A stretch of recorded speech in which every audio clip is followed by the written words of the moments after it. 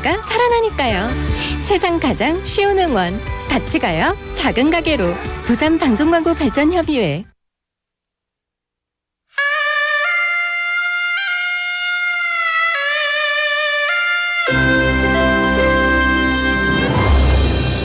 The time is now 7 o'clock.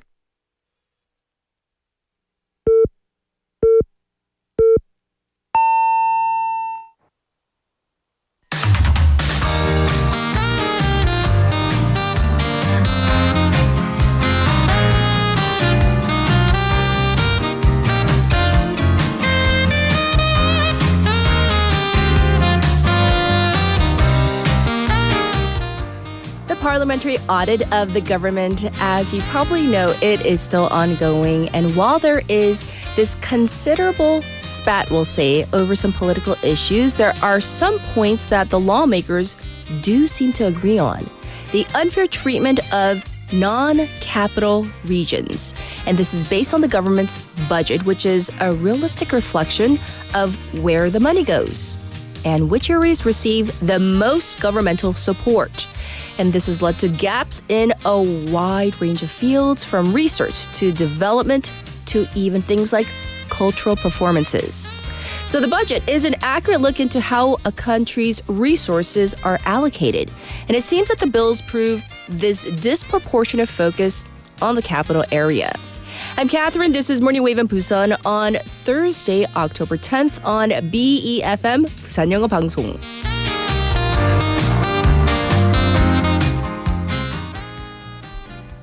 Good morning, Wavers. I hope you're all doing well. So it feels like a Monday, but guess what? It's a Thursday. So we only have today and tomorrow, and it's the weekend again. So I hope you're all doing well. So we're going to talk about the parliamentary audit. It's always kind of like a muddle. It's being muddled over with partisan spats over controversial issues. But there have been some discussions regarding regional imbalance, which runs deep and wide according to what's been revealed during these sessions. So at the Trade Industry and Energy Committee sessions, lawmakers, they have pointed out that the research and development or R&D budgets, they are seriously imbalanced based on regions. So in the last 5 years, 44% of the R&D budget apparently went to the capital area. 44%. And guess what? Busan, our beloved city, got 4.7%. So this imbalance also affected literal life or death issues, namely surgeries for cancer patients. About 10 years ago, the rate of stomach, colon, or kidney patients who had to wait over a month was similar between the capital and non-capital areas. But this year, that gap widened to over 7 points, with the situation worsening for non-capital area patients in light of the trainee doctors' strike. So this was also apparent in everyday issues like cultural performances. A whopping 86% of all cultural performances by national art organizations took place in Seoul. While this may not be an active form of discrimination, well, actually, it kind of is, right? It's certainly neglect, and we feel kind of out of the loop, do we not? I certainly feel it. And I know if we had these art or cultural performances in our neck of the woods, I certainly would go, and I'm sure many of you, the Wavers, would attend as well. Don't you think? Anyhow, that is the nature of our discussion for the next 2 hours. That is the main theme. However, it's time for our text topic. So here we go. Posture. Ooh, I gotta sit up. Okay, posture is really important. So let me ask you this. What bad posture or habits do you have that you just can't seem to get rid of? Like crossing your legs, or maybe your ankles, or maybe sitting crisscross. Maybe you tend to, lean on one leg. Maybe you rest your chin on one hand. You do that a lot, etc. On and on. 자, 바른 자세 정말 중요하잖아요. 우리 머리로는 다 아는데 나쁜 습관들 있을 것 같아요. 그쵸? 예를 들자면 다리 꼬기, 엉덩이 쭉 빼고 앉기, 양반다리, 짝다리, and the list goes on and on. So, which one of these are you guilty of? You can send in your messages to BFM's live stream, live chat on YouTube. So go to YouTube, search for BEFM or 부산 영어 방송, and what you do is subscribe first, and then you log in and you can chat away with our other waivers. And on your phone, you can also type in pound 9050, shop 9050 to send in your message. That's going to cost you 101. Another way you can reach me for free is through our KakaoTalk channel. Same thing though, search for BEFM or 부산 영어 방송 and send in your messages. You can send in photos that way as well. The ways you can listen to us, watch us these days. First up on the radio, 90.5 or 103.3 FM if you're in the Busan area. And we are global these days. You can watch us on YouTube in real time. We're live streaming right now, or at your leisure anytime you want. On NoTube, our channel, we also have the Patbang app. We also have our BFM app also that you can download and listen at your leisure. All right, today we have Chris coming in for Beyond the Headlines. We have Haeyeon for City Insights for our special interview. This is something that has been plaguing our society as of late. Deepfake porn, the deepfake technology, is causing not just a crisis here in Korea, it has become a global crisis. And why is it so serious? I mean, there are so many different reasons why, and if it affects you or a loved one, we know why. But recently, there are, reasons, especially, let's say there's a recent lawsuit in San Francisco, and there are reasons why we really need to protect ourselves. And we're going to delve into this hot issue in hour number 2 and why we need to really look into digital literacy. And so find out more in hour number 2. I'll be back with today's headlines.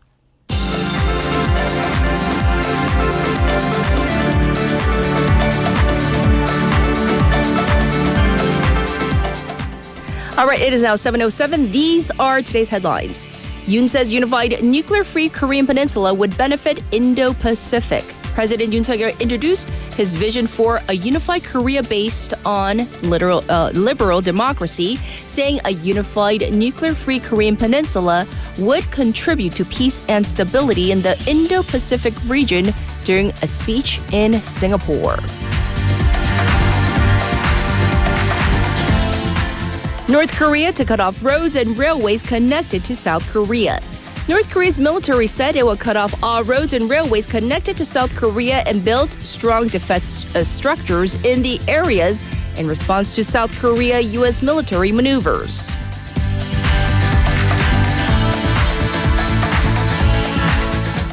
South Korea elected member of UN Human Rights Council. South Korea has been elected to the United Nations Human Rights Council for the 2025 to 2027 term. Its 6th time on the global rights watchdog.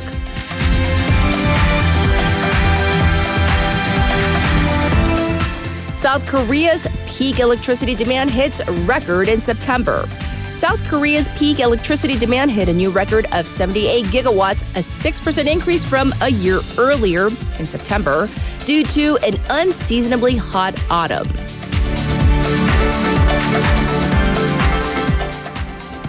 Google DeepMind scientists win Nobel Chemistry Prize. 2 scientists at Google DeepMind and an American biochemist have been awarded the Nobel Prize in Chemistry for 2024 for breakthroughs in predicting and designing the structure of proteins. And these are today's headlines.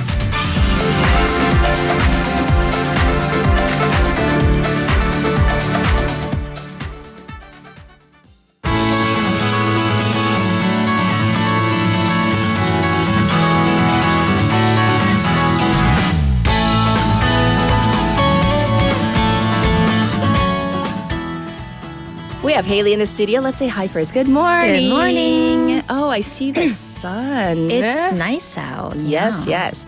Well, let's get into our text topic first. So, do you have any not so great habits? Crossing legs. Yes. Yeah, yes. that. That? So my upper body posture, it's okay. I don't Okay. have that big of like the forward neck syndrome. My shoulders are usually back, but okay. my lower body is a whole different story. It's like a chiropractor's nightmare. I don't know. Maybe it's like a short-legged person thing. Because Short-legged because I or have just short. Well, in Short in general, general. but also like when I'm sitting down, it's harder for me to reach the ground comfortably, the floor comfortably. Oh, my feet are full out dangling right They're now. dangling right Yeah, now? Yeah, yeah. We need a But- glass. But I'm on a booster, so But like, so I crossed my legs. I Yes. finally got out of that habit. Okay. But then I used to sit like semi crisscross applesauce on a chair. Like I would tuck my left leg like under my right leg, like fold it under. Terrible. And then also crossing your ankles is bad for you. I'm doing it right now. I know, I do that constantly. I'm so doing it right now. just sit at like a 90-degree. Anything that's not 90 degrees, like straight legs down, is apparently bad. But I'm like, no, it's really comfortable twisting your legs. I'm just saying. They say it's bad, but it's like I can't. I mean, how do you sit like 90 I know, degrees how do you all- sit still? Does anybody sit like that? Not me. Not 다리를 you. 이렇게 90도 90도로. 계속. Does 저는 안 Pittinin sit 돼요. with her? Are you? No, yeah, exactly. No one in this studio. No, we just don't. 3 for 3. All right. We're all bad. First update. Busan City is preparing for a possible subway worker strike that may kick off tomorrow. I mean, fingers crossed that it No, doesn't. hopefully not. But Busan City announced an emergency public transportation measure ahead of a potential subway worker strike. Yes. So the Union of Busan subway workers said that if their final talks with Busan Metro, scheduled for later today, if the talks fall through, they will launch a strike starting tomorrow morning with the very first train at 5 a.m. So in that case, the city will put in alternative workers and keep the trains running normally at least for the rush hour. So that'll be every 4 to 5 minutes for lines 1 through 3. And then for other lines and also the other times, the trains will run less frequently. So Okay. if you are traveling, just in the mid-afternoon, late in the morning, keep in mind that the trains may run between every 10 and up to 22 minutes, so Sure. definitely slower. But line 4 will be an exception because it's fully automated and unmanned, so that'll run normally. Also, the city will lift the day of the week vehicle restrictions for parking and whatnot and place more taxis around subway stations. So if you are late and you do need to take a taxi, you may be able to do that more easily. Okay. Unfortunately, if that strike does happen, it will coincide with the closing ceremony of the Busan International Film Festival. So the city expects there to be more bus riders, more than usual. So it will add more bus lines, especially to the nighttime routes in and around Haeundae. Right. And if the strike does happen, this will be their first strike in 5 years. Some 3,000 non-essential employees are expected to take part in this.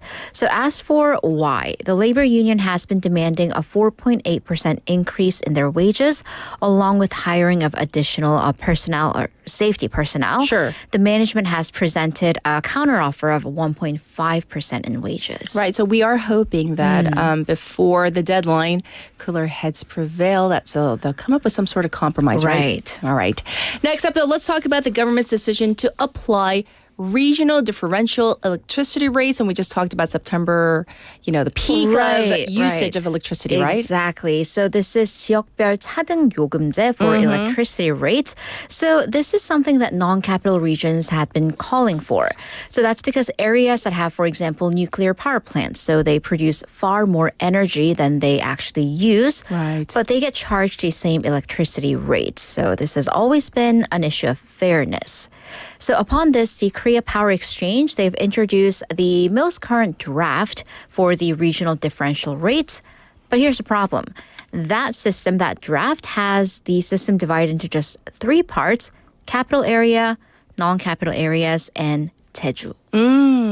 So why is this problematic? Well, because all non-capital areas are now kind of lumped into one big group. Okay. But within these non-capital areas, there are different supply and demand issues. I see. So for instance, let's take an example of Busan and Daejeon. So they're both metropolitan cities, but last year, Busan City produced 174% of the electricity it used. So it produced way more than what we needed. So we are an electricity supplier for other regions. Daejeon, on the contrary, only produced 3% of the electricity it needed. So under the current proposal, Busan and Daejeon are lumped into the same category, so they would get the same electricity rate discount. So obviously unfair. So it has clear upsides for the Ministry of Trade, Industry and Energy itself, which will have to implement the system. So definitely simpler for them. But that was not the point of this regional differential rate. Right. Okay. So thanks for bringing this to our attention. Next, so we're going to talk about the state of hiring in our city, Busan. Right. So we're definitely seeing the impact of aging on the job market. So for the first half of the year, the biggest employer in terms of the industry was social welfare services. So what this is, it includes welfare facilities for the elderly, people who have disabilities, and various childcare and rehab centers. And this is a reflection of Busan's aging and because of that increased demand for such services. And that industry was followed by the restaurant industry, very closely following with just a 0.2% difference. And this is likely an effect of the pandemic, but also an indicator of the quality of jobs that are available in Busan City. Sure. And that's still on the kind of unstable side. And then in terms of ages, of all 1.7 million newly hired people for the month of August, almost a quarter of them were over the age of 60, and that was the highest hiring ratio out of all age groups. Yes. So seniors definitely being more active, which is in a way a positive side, but that also means not quite active hiring for the younger age groups. Indeed. All right. For our last item, we're going to talk about this year's biggest cruise ship docked at Busan Port. And it has, proven how these huge vessels can help with the local economy. Right. So on Tuesday of this week, the MSC Bellissima from Japan docked at the cruise port in Yeongdo. So this is a huge vessel weighing at 171,000 tons and 316 meters long. It is the biggest cruise to enter Busan for the year. It's so big, in fact, that it actually almost couldn't clear. It was too close to clearing Busanhang Bridge, so it couldn't dock at the international passenger ferry terminal. So you had to come around to Yeongdo.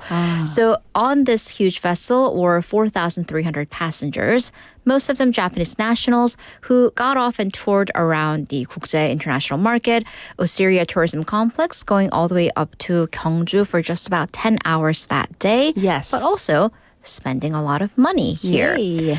Actually, the number of cruises coming to Busan, or at least stopping by Busan, that's been increasing from 106 last year to 118 this year, up to 150 planned cruises for next year. Good news. So these vessels, exactly with thousands of passengers, can really help to stimulate the local economy, if only for a few hours. Sure. So there are calls for Busan City to expand the variety of programs they offer for the cruise industry. And the Korea Maritime Institutions has actually proposed this cruise belt of sorts, encompassing the North Port in Busan and passing through other coastal cities of like Tongyeong, Geoje, Yeosu, Wando, all the way to Mokpo. Yes. And the Busan Port Authority, for its part, said that it's also working with the customs, immigration, and quarantine authorities to expedite these respective processes. And they're actually working on target marketing for these cruise ships.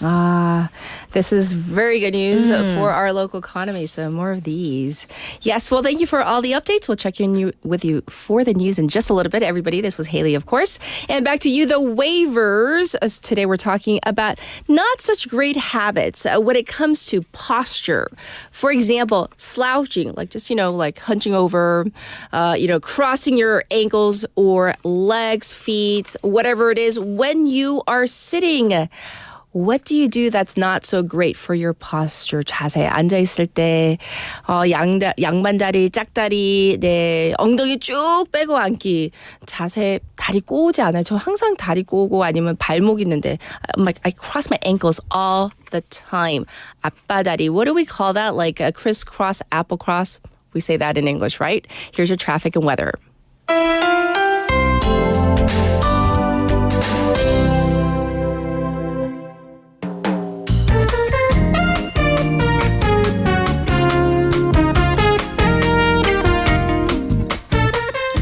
It's It's now 7:19. Here's your traffic and weather. There is some congestion detected on Hwamyeong Bridge from Hwamyeongdong to Daejeong right now. It's also looking slow from the Manduk intersection to Gupo Nakdonggang Bridge as well. It's also backed up on the Dongso overpass going away from the city from Munhyun ramp onward. As for the weather, it is currently 18 degrees Celsius under partially cloudy skies. Light rain is forecast for this morning with the sky expected to clear up by the afternoon.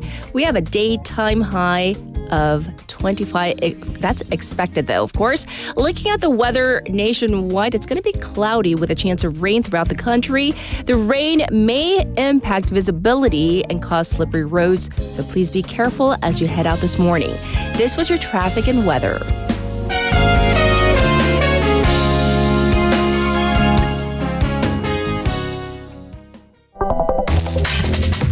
Are you an early bird? Are you up to date on the news? Are you a trendsetter? For all of the biggest issues from Busan to the world and useful information you need, right here on Morning Wave in Busan.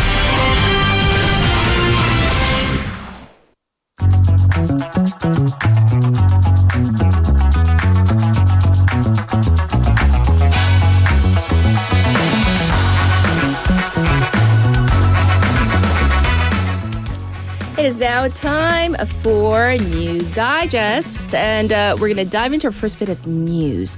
One of the major headlines from yesterday was that South Korea joined the WGBI, that is the World Government Bond Index.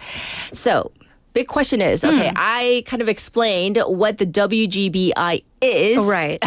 But what exactly? What is it? The words. What is it exactly? What does it say about the country's economy? Can you Right. explain? So it was obviously a big deal yesterday morning as that was Yes. all over the headlines, but we're like, never seen that acronym before. So this is a key global government bond index. It's run by the FTSE Russell Financial Institute based in London. So what this does, it measures the performance of fixed rates, local currency, investment grade sovereign bonds from over 20 countries. And it's nominated in a variety of currencies and has more than 30 years of history available. So basically, it is one of the most trusted indexes in the world, along with the JP Morgan's Government Bond Index for emerging markets. So it's basically a key index for financial situations of different economies. Well, this was South Korea's fourth try to be included onto this index. And for this case, fourth time was the charm. Okay. And it had been diligently working to meet the criteria for the inclusion. For example, having extended trading hours for the won currency to improve accessibility for global investors. And it also established recently a Euroclear system.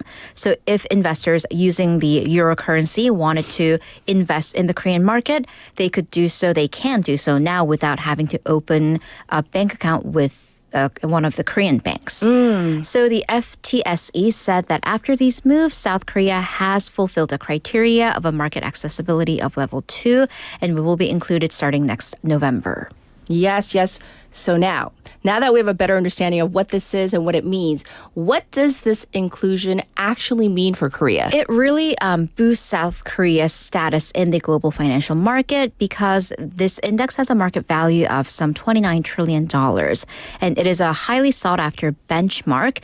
And basically because we kind of have now their backing of this is a trusted investment source or investment Right. destination, this could attract substantial capital inflow from global investors. And it also eases up South Korea's treasury by a significant amount because this is, after all, a government bonds index. Right. So overall, South Korea is expected to attract as much as 90 trillion won worth of foreign investment upon this inclusion. And of course, that's an estimation, but it is a significant amount.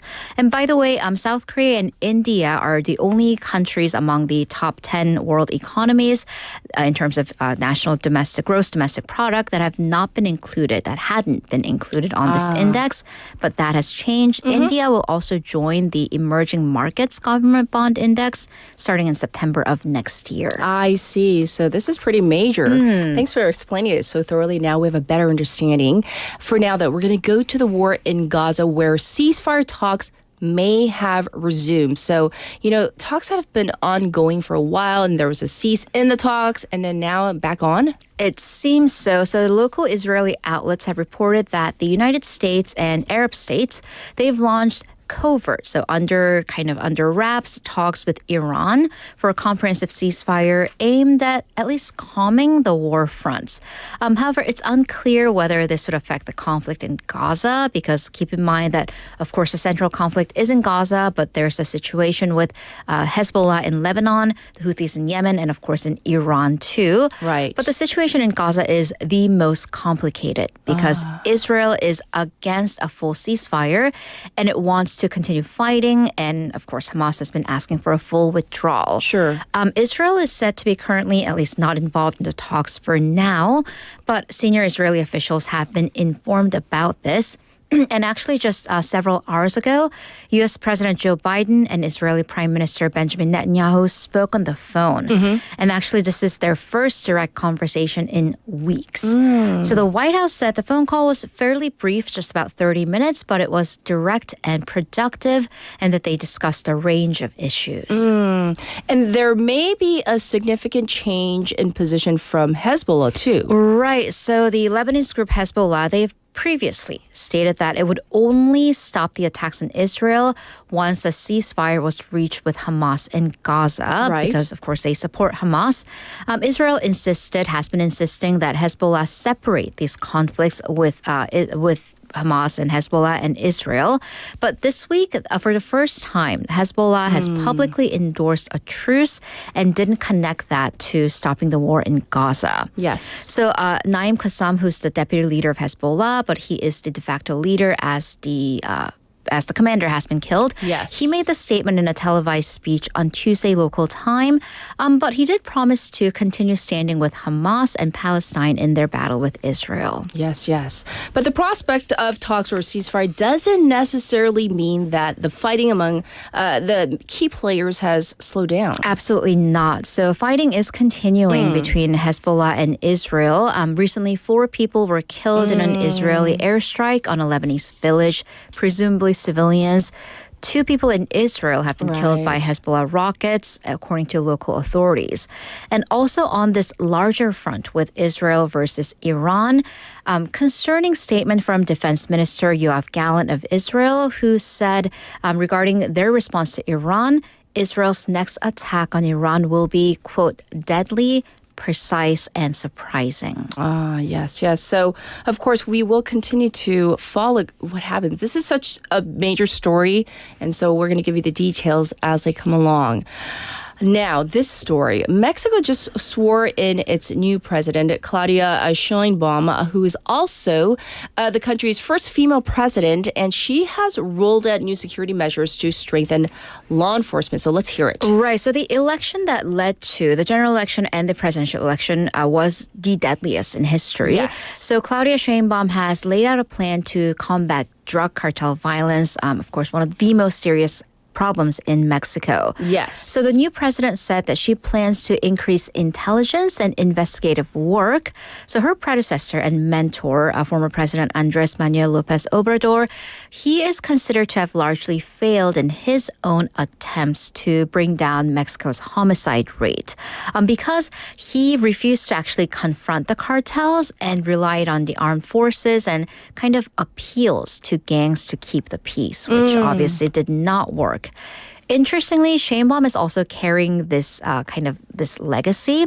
So she is saying that she will continue with his policy of what was dubbed hugs, not bullets, and instead focusing on intelligence and investigative work. However, experts are very skeptical of this approach. Well, because there isn't significant change. The fear is that this is going to be more of the same, and the same is an ugly picture. So back in 2023, Mexico had a homicide rate of 24 killings per every 100,000 people. That's high. That's more than compared to its closest neighbor, the U.S., 4 times the homicide rate of the U.S., which has a gun epidemic. So I'm US is sorry, high, but yeah. the U.S. does have a serious problem, and Mexico's is quadruple that. Yes, yes. And then on top of that, there's been a surge of violence in the first week of her term. at nearly 500 people killed. And one of these is the assassination of the mayor, Alejandro Arcos Catalan, in the area of Chilpancingo. And this was a particularly gruesome case, and this is a trigger warning for violence. Yes. He was beheaded, and his head was hung from the roof of a vehicle, and that photo has been circulating on social media. And of course, while it is not clear or official yet, it has been linked to cartel violence. And of course, we will not be showing that. Right, 'cause, no. Too graphic. All right. Well, there you have it. The hard-hitting news for today. So thanks for sharing all the news. We'll check in with you in hour number 2. Thank you, Haley. See you in a bit. And with that, we are ready for our first song of today. This is Somewhere Over the Rainbow by Matthew Morrison and Gwyneth Paltrow.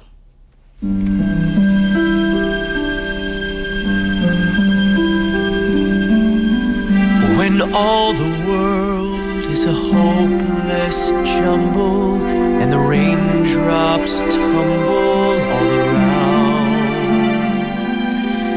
heaven opens a magic lane.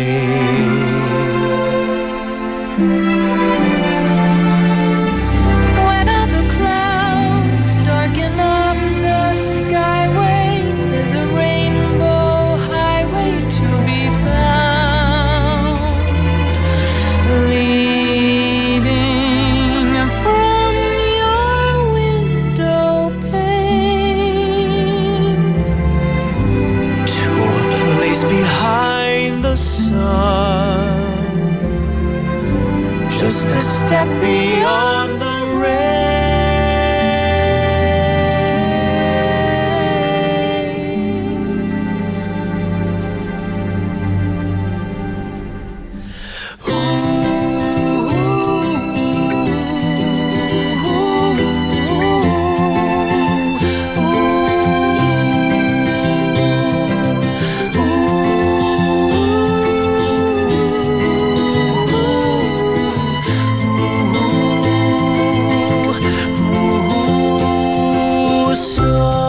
Somewhere over the rainbow, way up high, there's a land that I dreamed of once in a lullaby.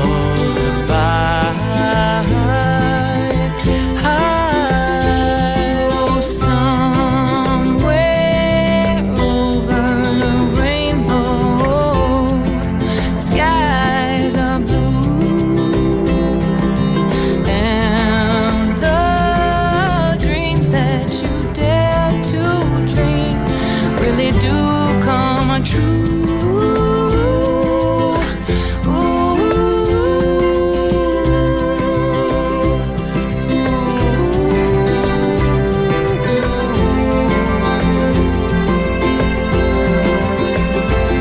Someday I wish upon a star, wake up where the clouds are far behind me, where troubles melt like lemon drops, high above the chimney tops. That's where you'll find me. Oh, somewhere over the rainbow, bluebirds fly. Birds fly over the rainbow, wide and wide, and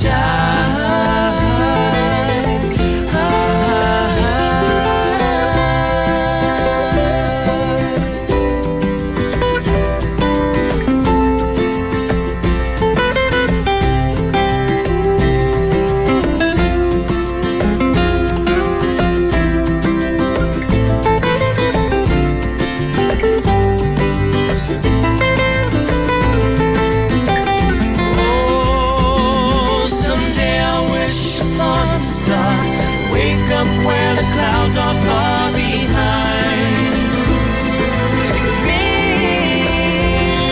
where troubles melt like lemon drops, high above the chimney tops. That's where you'll find me. Oh,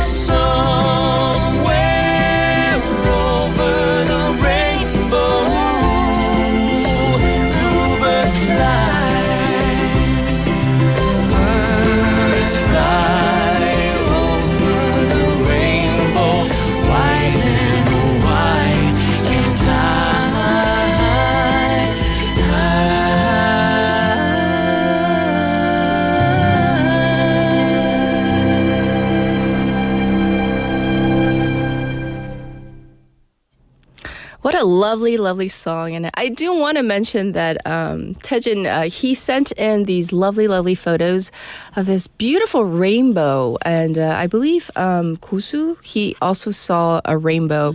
And then we had, during the song break, our producer ran to the window to look at the rainbow.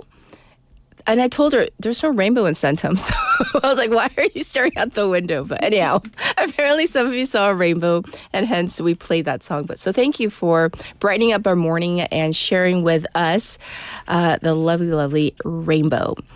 And our top story today, though, we're talking about regional differences. Borderline discrimination, definitely neglect.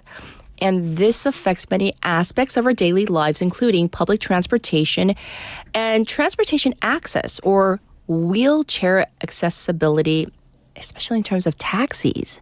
A land ministry reports that the capital area has over the legal minimum threshold for these wheelchair accessible taxis, which is 1 for every 150 people with mobility issues. But in non-capital areas, this wheelchair accessible taxi rate is just at 82%. And in Busan, are you ready for this? 58%. This is also true of wheelchair accessible buses. Seoul, in this case, also led the way with 71% of all of its buses being wheelchair accessible. But for Busan, that rate was just at 45%. And Ulsan at the lowest at 20%. So it seems that, your access to something as basic as public transportation depends on where you live. And this is something that needs to be addressed. I mean, does that mean if you have mobility issues, you have to move to Seoul? It shouldn't be that way, right? Is the whole point. Anyhow, let's go back to our text topic. All right, here we go. Topic time. Posture, 자세. So important. And just saying that, I kind of sat up naturally because I'm so guilty of it. I sit here for 2 hours and then our producer, she always sets the camera setting. She always asks me nicely in the morning. She goes, 선생님 편하게 앉으세요. Because she knows, usually I sit up real straight like this. And she adjusts the camera and she goes, no, don't sit like that. Because she knows this is how I will end up. And then she has to adjust the camera. So she always goes, sit comfortably. So I go, okay, this is how I'm going to sit. Because I cannot sit up like this. If you're on our NoTube channel, I cannot sit like that for 2 hours. I just can't. It's not within me. I want to sit comfortably. So this is how, and then I rest my arms on our boardroom table here, right? Because I am the CEO, so I sit at the head of the table like this with my arms here resting. Probably bad for the posture. So that's what we're talking about. What bad habits do you have? Like crossing your legs or crossing your ankles, sitting crisscross, leaning on one leg, resting your chin on your hand like this. Do you do this? Apparently it's really bad for your posture. 자, 바른 자세 정말 중요한 거 우리 다 의론적으로는 알잖아요. 머리로는 아는데 하지만 이게 나쁜지 알면서도 못 고치고 있지 않는 거 다 알잖아요. 다리 꼬기, 엉덩이 쭉 빼고 앉기. 이렇게 운전하나요? 양반다리. 양반다리 뭐라고 하죠? 앞바다리라고도 하죠. 맞죠? 그리고 짝다리. 보기 안 좋아요. 근데 하죠. And the list goes on and on. So what are you guilty of?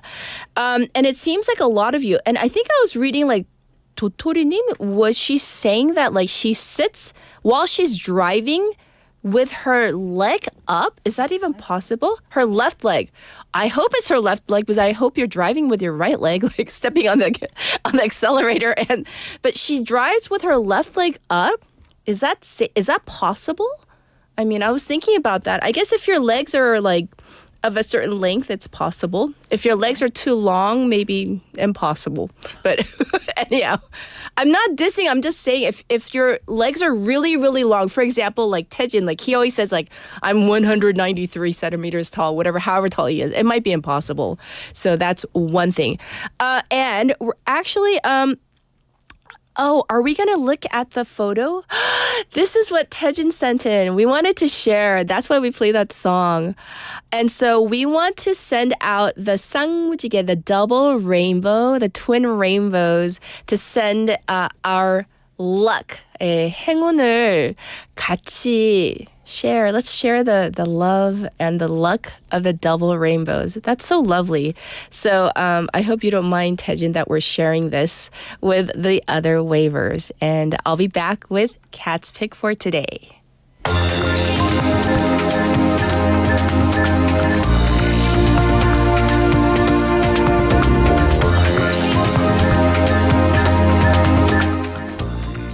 For today's Cat's Pick, I wish it was something really nice, like the rainbows, but it's not. It's about Hurricane Milton.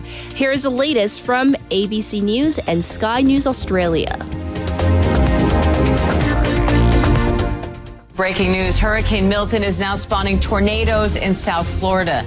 The Category 4 storm's expected to make landfall along Florida's densely populated Gulf Coast tonight. It's already caused a tornado roughly 30 miles outside Fort Lauderdale. Now officials are warning time is running out to evacuate.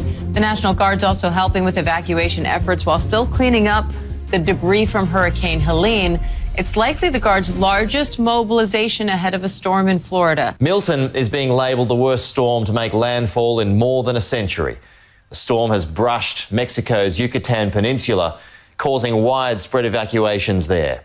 It's currently churning its way through the Gulf of Mexico and is on track for a direct hit on Sarasota in a matter of hours. 250 km/h winds and a storm surge of at least 10 feet, roughly 4 metres, is expected when Milton crosses the coast. And while there is the hope that it will weaken more before landfall, there is high confidence that this hurricane is going to pack a major punch and do an awful lot of damage. Many communities in Hurricane Milton's path do not have a moment to catch their breath between Helene and Milton. 2 historic storms in 2 weeks. I want to thank everyone who has followed local guidance to evacuate ahead of landfall. I know it's really tough, leaving behind your home, your belongings, everything you own. But I urge everyone in Hurricane Milton's path to follow all safety instructions as we head to the next 24 hours. It's literally a matter of life and death. They're up against the challenge of complacency, of hurricane fatigue in Florida, where they have had the warnings, they have sat tight and survived. The message this time is that it's different this time. That's why they are rolling out the figures of wind speed, 180 miles an hour as this storm makes its way. A storm surge now up to 12 feet. That's the depth of water due forecast to come ashore and travel deep inland. So as you heard in that clip, not only are we dealing with a powerful hurricane, but also tornadoes as well. And this is right after Hurricane Helene. Our thoughts and prayers are with the people of Florida. And I just hope that people have evacuated. This was Cat's Pick for today.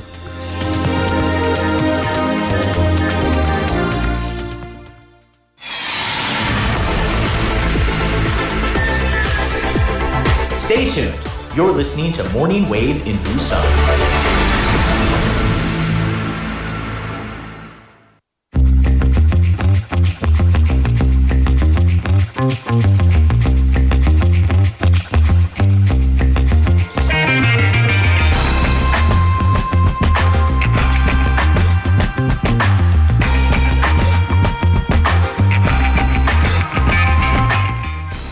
It is now time for Chris. Chris is in this studio for Beyond the Headlines. Good morning. Welcome back. So, hey, we were talking about this. So you actually caught a glimpse of this double rainbow. Yeah, as I was coming here, I saw it over the Gumyeonsan Mountain. Here. And then Yes. when I got to the radio station, it was still there over the cinema center. So a producer was looking out the wrong window. Yes. As I was telling her, I was like, why are you looking over there? Not over there. We love teasing her. Yeah. Yes. And she was also like trying to mimic what Tori Nim was saying about the whole driving with your one leg up. Yeah, she could do it. She could do it. I can't. Yeah. Not at all. Us regular hype people can't do it. Yeah. Okay, so we love making fun of her. I Yes. imagine that it would be comfortable, but if I tried it, I'd probably get stuck. In that position. Yes. Touche. Yes. Well, what do you have for us? What are we talking about? Well, were you able to get to any of the festivals this past week? This past weekend, I'm not going to lie. No. Well, I don't want to lie. I you don't had- want to lie to our listeners. you did have a lot to choose from if you had I know. gone. There was so much going on, For right? me, I started by going to the film festival opening ceremony. Then I volunteered at the Shewell Festival. I checked out the coffee at the cafe show Oh my on gosh. Saturday and Sunday. I helped You're translate busy. at the KAPP SUP competition. I was exhausted by the end of the week. But if I had the energy, I could have gone to the Global Webtoon Festival, the World Creator Festival, the Craft Beer Festival, the Design Festival, the Korean Asian Fashion Week, the Global Data Hackathon, the International Food and Expo, and Marina Chef Challenge International Rock Festival, and Beyond Hangul and Culture Festival. So you were speaking quickly on purpose, right? Yes. To fit it all in, all Fit the it all festivals. in so that people wouldn't get bored. Okay. So many festivals. And Yes. it's a good thing that we had, we did have 2 holidays, like red days last Yeah, week, it's a right? good thing that we had those and then yesterday as well, holidays. Hangul Day, right? But that was all last week. That was all last week. And if anybody wants to go this week, we This also week. have the Gupunara Festival in Hwamyeong, the Dongnae Upsun History Festival, the Yeongdo Bridge Festival, the Jumpo Coffee Festival, the Sun and Lights Festival, and the Busan Biennale. Right. Oh gosh. And So as many Benny things to said, do. a lot going on in Busan right now. Yes. It's October. It's like the season of festivals in Busan. It is the season of festivals. Why so many? Well, a few things have been happening. Busan itself is a great city for these types of events. Yes. And city planners were actually inspired by one event that's held in Austin, Texas each year, and that's the South by Southwest Festival. That's a huge one. I'm not sure if our listeners are familiar with it, but South by Southwest, so let me give a basic rundown. It started in 1987 Okay. as a music festival in Austin and is home to, because Austin is home to great music. And then by 1990s, the organizers expanded it to include film, TV, and other innovative technology. It happens in March every year and has become one of the most important festivals within the United States, with over 200,000 participants each year. Now, what happened in Busan, we have the Busan Rock Festival, which usually happens in the summer, but because of COVID, they moved it to October in 2021. And the film festival has always happened in October. So lining them up was just a natural thing to do. And city planners decided to add the festival Shewell to act as a hub for this and other festivals and provide passes to 12 events from free badges and 5 other events for the paid badges. So, I mean, absolutely a lot of fun and, benefits to the city as well. But what's so good about having them all at the same time? Well, you're right about the benefits. According to Ingrid Schneider, the former director of the University of Minnesota Tourism Center, festivals have the opportunity to bring communities together and instill a sense of community pride and knowledge of history. Yes. But there are also direct economic benefits, such as filling up hotels, restaurants, and other places close to the venue. And one study done by Joe Dembski of the Implan Group looked at a moderately small event in Canfield, the Canfield Fair in Canfield, Ohio, which is a small agricultural fair that brings about people from about 200 kilometers away. Most didn't stay the night, and for a small 2-day fair, it added about $9.5 million to the economy, the local economy in 2019. For a small fair, that's a lot. For a small fair. Now, festivals can also bring direct investment into the city, as well with companies and government agencies helping to build festival sites, construct hotels and for participants to stay in, and other things. Yes. But perhaps the most important aspect is increasing Busan's identity as a cultural hub in Korea. In Austin, where South by Southwest is held, the festival has increased its identity as an artistic city. Kelly Tria of Gladstein magazine said that the festival helps cement Austin as a cultural hub, attracting musicians and creatives from all over the world, and that the festival not only stimulates spending within the city, but also helps put Austin on the map as an entrepreneurial spot with immense potential for business growth. Right. So my question is this, Chris, then. As a visitor, as someone who attends, how can we get the most out of festivals like these, like what should we be doing to get the most, to kind of like, in a good way, like suck the life out of these festivals to get the most, to suck the marrow out of the festival. We want to get the most.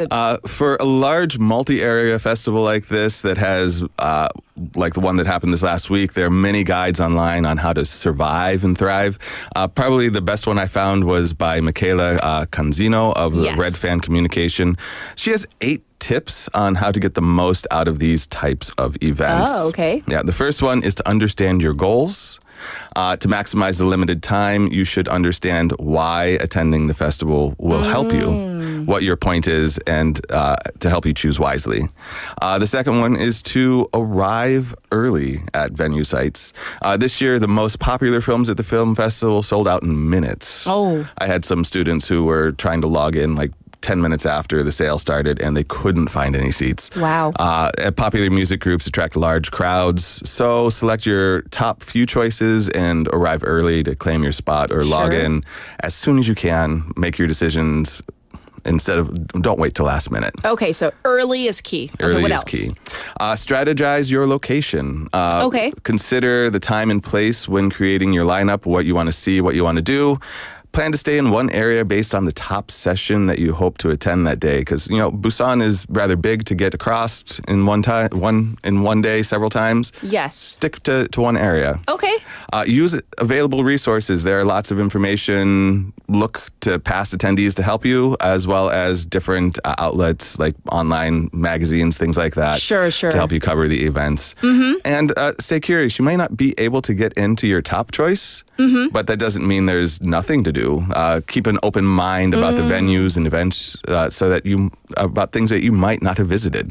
Okay. And then number 6, take advantage of freebies. There's a lot of freebies this year. Freebies are the best. They are. Free things in life. I have got so much random freebies in my apartment that I end up at the end of the year having to just give them away to other people. Okay. But yeah, not everything costs money. Many companies offer free items and services to engage attendees, make sure that other people can have things to do. Right. And schedule downtime. This is probably the most important thing. I agree. Like festivals that last days and cover a lot of ground can really wear you out if you're not careful. So consider stopping for a coffee, even for like 10, 20 minutes. But, Busan is a city of hot springs and saunas. Consider taking in one of those. That's true. Yeah. And like when you're with like friends or even family and you just spend so much time with each other, sometimes you're like, you need to take a break. Yeah, you need to take a break, especially if you're staying in a tiny hotel room together. Right. Just take a break. Take a break. Yeah. Go out. That's good. Do something fun. Right. And the last one, probably most important, just explore the city. This is especially important for non-locals. Yes. But Busan has a rich cultural history beyond the festival grounds. It is an amazing city with lots of things to see, lots of things to do. The 7 beaches, the innumerable mountains, lots of things for people to do. So go out there and explore the city so you get a taste of its rich cultural heritage. All right. Well, we're going to call it a wrap for today, but thank you for helping us, be better equipped at enjoying all the festivals that we have in our city. So we'll check in with you next week. Thank you, Chris. Yeah, I hope you can go see something this week. Absolutely. All right, we're going to call it a wrap, but not before I share this message from 0689 Waver, who says, 출근길 무지개 보고 있었는데 레이모 노래 틀어주시네요. 왕 반가웠어요. 항상 잘 듣고 있어서 감사합니다. Final song for hour number 1. This is 첫사랑 by Para, requested by Benny. I'll be back at 8. 어때요 그대여 이젠 될까요 눈은 오직 그대 하나만 보입니다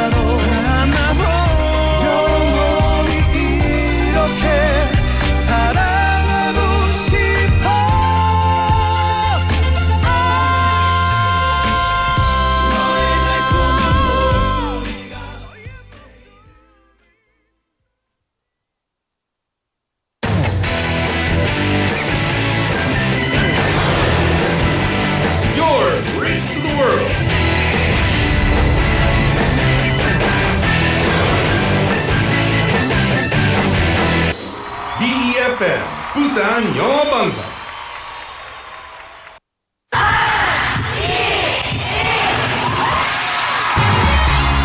부산의 축제 어디까지 즐겨보셨나요? 과거와 현재, 미래가 공존하는 항구도시 부산. 이곳 부산은 계절을 물들이는 다양한 축제로 늘 풍성합니다. 봄의 시작을 알리는 봄꽃 축제부터 부산의 여름을 만끽하는 바다축제, 전 세계 영화인들이 모이는 부산국제영화제와 새로운 시작의 해맞이 축제까지. 부산의 축제는 우리의 열정을 가득 담고 있습니다. 바쁜 일상은 잠시 뒤로하고 특별한 시간을 선물 받는 바로 이곳 부산에서 우리의 삶은 축제가 됩니다. 축제로 하나 되는 부산, 여러분은 어떤 축제를 기다리시나요? 이 캠페인은 대선공익재단과 BFM 부산 영어방송이 함께합니다. 혹시 지금 운전 중이신가요? 어린이 교통사고 피해자 수는 지난 3년 평균 약 9만 명. 특히 어린이 보호구역 안전기준이 강화된 이후에도 어린이 보호구역 내 사고는 지속적으로 발생하고 있습니다. 스쿨존에서는 반드시 시속 30km 이하 서행, 스쿨존 내 불법 주정차 금지, 차량 출발 전 앞뒤 좌우 살피는 습관으로 어린이가 안전한 도시를 만듭니다. 참, 운전 중 휴대전화 사용은 모두에게 위험합니다. 우리 모두를 위한 교통안전, 나부터 실천하면 모두가 안전해집니다. 어린이가 안전하게 뛰어놀 수 있는 부산. 아이 키우기 좋은 도시는 우리 모두의 미래이자 희망입니다. 이 캠페인은 어린이가 안전한 부산을 만드는 은행, B&K 부산은행과 함께합니다.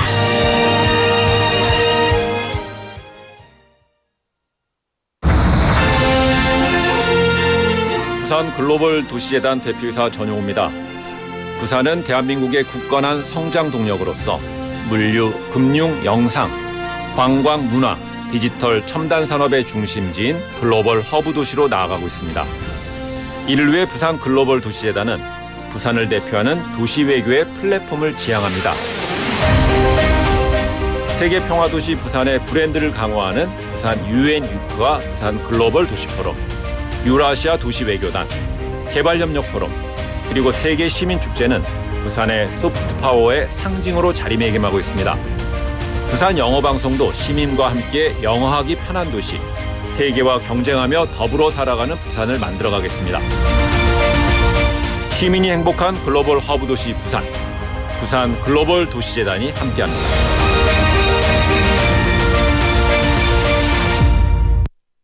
지금 방송 광고라는 부메랑을 던져보세요. 소비자를 향해 정확히 날아가는 광고, 힘차게 돌아가는 경제. 부메랑처럼 다시 기업의 이익으로 되돌아오니까요. 방송 광고, 경제에 큰 힘이 됩니다. 부산 방송광고발전협의회.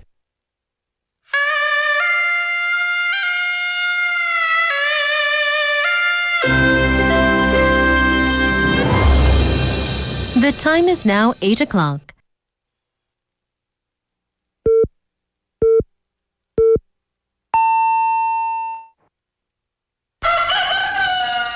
Good morning, Dynamic Busan. yeah, you're waking up.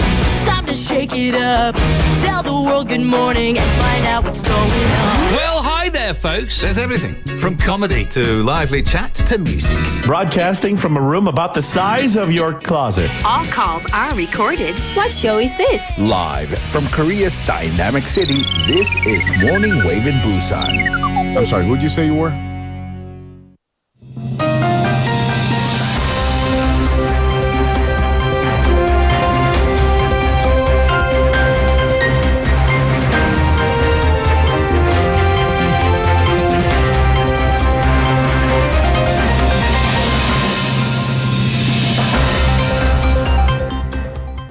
It is now 8 o'clock and this is News Highlights. Yoon says unified nuclear-free Korean peninsula would benefit Indo-Pacific. In a special lecture in Singapore, President Yoon Suk-yeol introduced his vision for a unified Korea based on liberal democracy, saying a unified nuclear-free Korean peninsula would contribute to peace and stability in the Indo-Pacific region. He called for international support for this unification doctrine, emphasizing this would unlock new opportunities across a large interconnected market. Yoon arrived in Laos Wednesday night local time to attend the ASEAN summit along with a series of bilateral summits with member nations, as well as his first summit with new Japanese Prime Minister Shigeru Ishiba.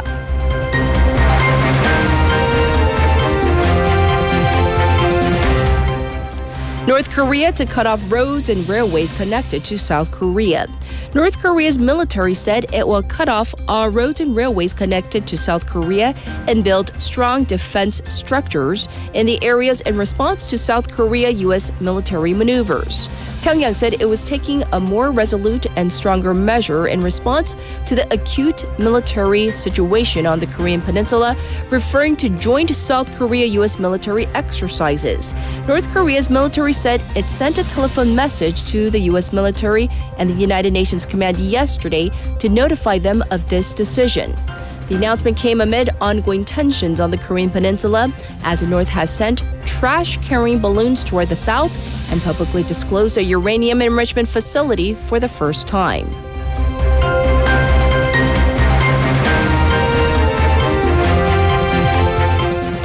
South Korea, elected member of the UN Human Rights Council. South Korea has been elected to the United Nations Human Rights Council for the 2025 to 2027 term, its sixth time on the global rights watchdog. UN General Assembly member states voted to elect 18 new members to the council, picking from 19 candidates running in 5 separate regional slates. Only the Asia-Pacific slate was competitive with 6 countries running for 5 spots. Saudi Arabia was voted out of the race. With this election, South Korea becomes a member of the 3 major UN bodies, including the Security Council and the Economic and Social Council.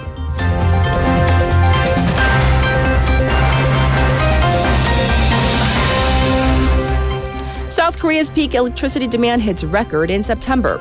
South Korea's peak electricity demand hit a new record of 78 gigawatts, a 6% increase from a year earlier in September, due to an unseasonably hot autumn, data showed yesterday. South Korea's meteorological agency reported that the average daily low temperature in September reached 20.9 degrees Celsius, the highest since the agency began compiling data in 1973. Experts warn that households may face higher electricity bills as the discounted summertime billing system only applies from July to August.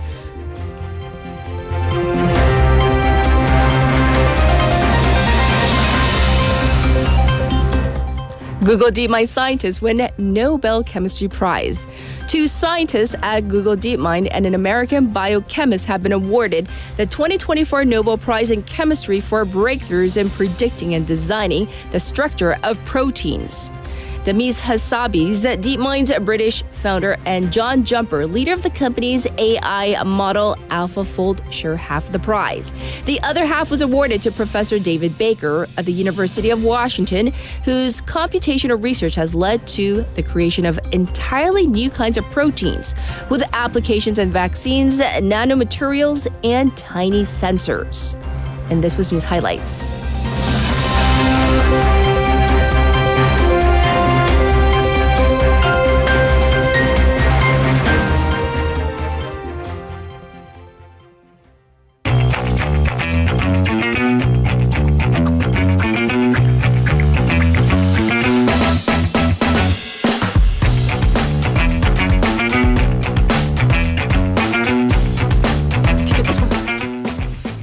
Why am I so big?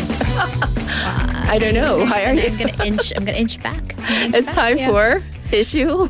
Yay! Stop it. Well, I mean, we talked about how short I was and all the short people habits. And by the way, 토리님, if you do this, and when you're driving, right, exactly. It's a telltale sign that you're under 160. This is the habit of people who constantly have to get their pants hemmed. Oh. Yeah, this is a people who have their go-to tailor. And this is the people who will always be appropriate with short skirts because the skirts are never short on them. I'm looking at you with my mouth agape. It's like, she's like, what? Yeah, I'm like, it's the people. The one it's good my thing people. about buying pants in Korea, like for me in Korea, because I'm 5'5" or 166. So in Korea, I never have to get my pants hemmed. Like in the States, depending on the brand, Right, sometimes I have to get my pants because some in the States, like they purposely make them long. I know. So that like, you know, depending on how tall you are, Yeah, you because have to get my your pants hemmed. 170 whatever centimeter friend, the girlfriend, was like, I'm average. I'm like, Yeah. it's disgusting. But here in Korea, I'm like, Yeah, I rarely love have to get the them kind of shorter pants trend, like where you could people showed their socks. So I'm right, like, right, I right. finally can wear regular 구부, pants. 치부. Yeah, like kubu bazi. I'm like, those are like regular, just like they're just poo, whatever it is. It's just pants. All right. Anywho.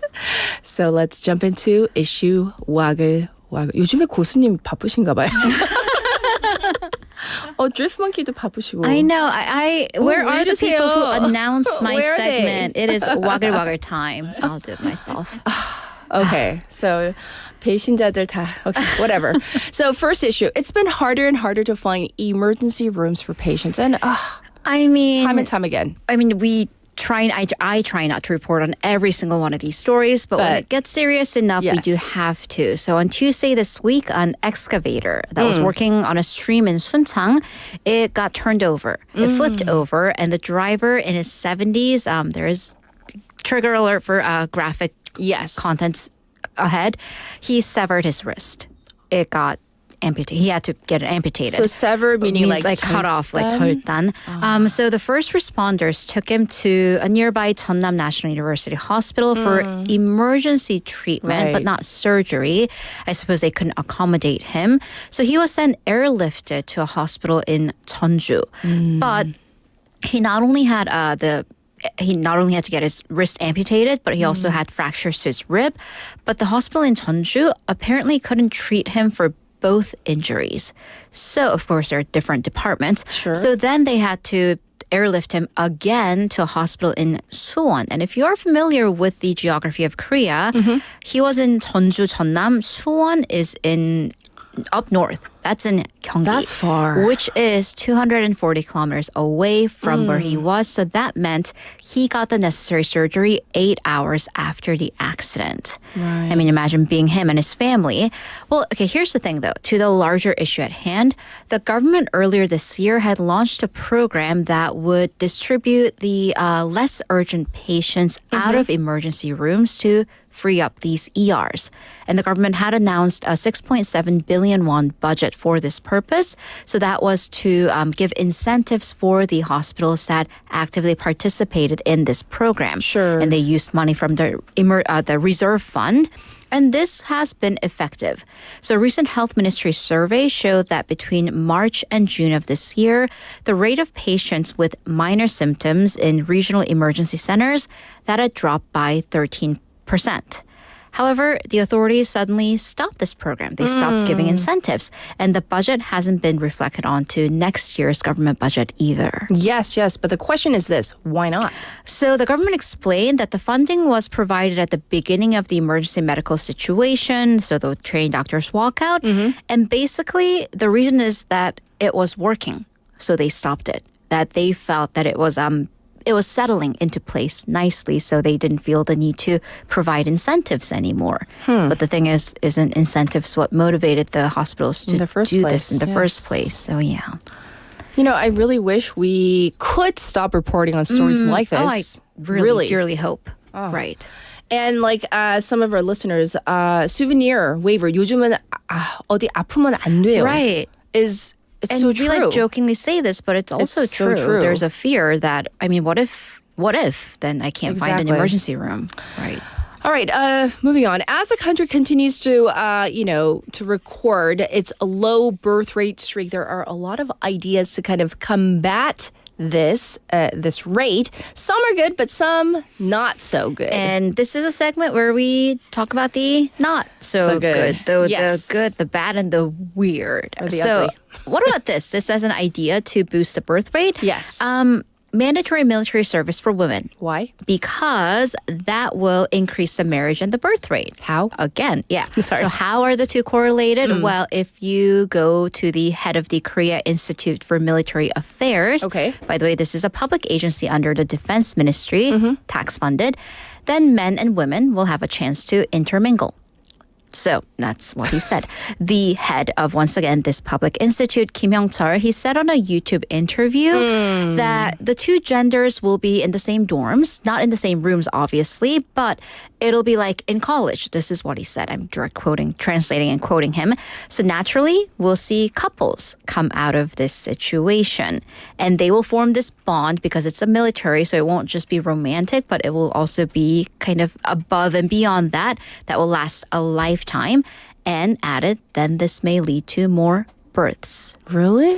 He Because said people that? aren't having children because they're not, dating anyways. And he compared this conscription of women into the military to temple stay. And we've reported on this, how there are like these fun temple stay programs where you do like meet and greets and like blind dates, saying that he heard that people got coupled up from temple stays. So in a way, they're both similar in that they give opportunities and chances for people to meet. And he also stated that, well, also in times of war, the female conscription can be a source of manpower. So these were his reasons for being pro-female conscription. So yeah, by the way, he was a member of President Yoon Suk-yeol's campaign camp, and he was named the head of the Military Institute by the defense minister back in 2022. So when this got controversial, because, well, why wouldn't it? He later explained that he said this in a lightly. He meant this, not completely seriously, but in a light way to point out there being a need for more chances for both genders to meet. And he said if people felt it was inappropriate, then he apologizes. Oh, I'm sorry. It's my expression. My producer is like, look at your face. Look at your facial expression. because I can't say. Sometimes I wish we weren't on 너튜브 because like 표정 관리 잘 안 될 때가 있어요. But I mean, just once again, I will say this. Surveys and studies and anecdotal evidence shows that the reason people aren't having children isn't because they not don't have because of chances to that. meet. There are other reasons, economic reasons. And also, if policymakers think this is a part of the problem. Exactly. There are other reasons, and that's probably not one of them. Social. And 가보자고 waiver says military base as Tinting, like a dating app, Yeah. Okay. Yeah. The swipe left, swipe right, Yes. that app. All right, next up, this particular policy was set up by a famous bakery as a form of consideration for expected mothers, and it was received really well until some people decided to abuse it. Some people don't deserve nice things. Yes. So the famous Daejeon area bakery, Seongsimdang, they recently enacted this new policy for expectant mothers. So pregnant women, number one, they will get 5% off of all their purchases. Not only that, they can bypass the line. Oh, they don't have to wait? And I've been there. The line goes Nice. around the block. And it's usually for specific products, specific breads and pastries that come out of it. But people say it can be about up to an hour depending on when you go. So, but the thing is, if you are pregnant, I mean, it's heavier. It's tougher on your body. So they're letting you come to the front of the line. Oh, please don't tell me. Well, Please don't tell me. what am I not telling you? Oh, no. There are so many ways this could go wrong because people are sometimes terrible. They're great, but they're also.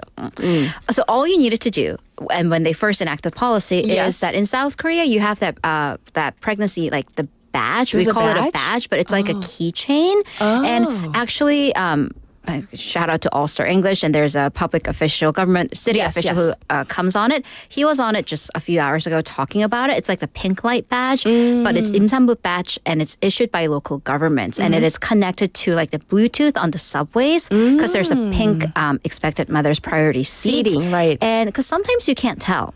And you don't want to ask. really don't want to. And I've been in that situation where I'm just like, are you? Should I give up my seat, or am I just going to like scar you for life. So I Don't just ask. sat there, just kind of like, 눈치 like for 봐. 20 minutes, and I like pretended to like leave, and it was just so uncomfortable. Yes. But there's a light that actually lights up when somebody with that badge approaches you. Right. So in the beginning, all you had to do was show that badge. Okay. But apparently some women, and I'm assuming it's women because biology, they just borrowed the badge to bypass the line. That is so wrong. I know. So according to stories on social media, this isn't officially confirmed by 성심당, but anecdotal evidence, the company began checking the pregnancy notebook. So there's 임신 수첩, so it's kind of like a medical records book, Right. but it's like this small compact book because it has details written in by the hospital on how many weeks along you are. So you can't Like with an borrow ultrasound that. photo, that one? Yeah, that you can't borrow. Or I mean, if you do.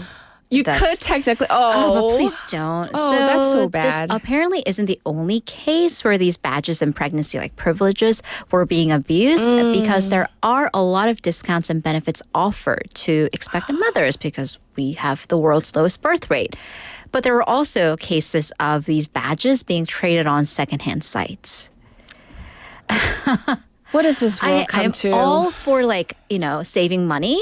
By the way, bought this secondhand yesterday. Well, it's new, but for like 5,000 won. But I'm not going to pretend to be pregnant for anything. For anything. Anything. And I don't know. I just speechless. Yeah.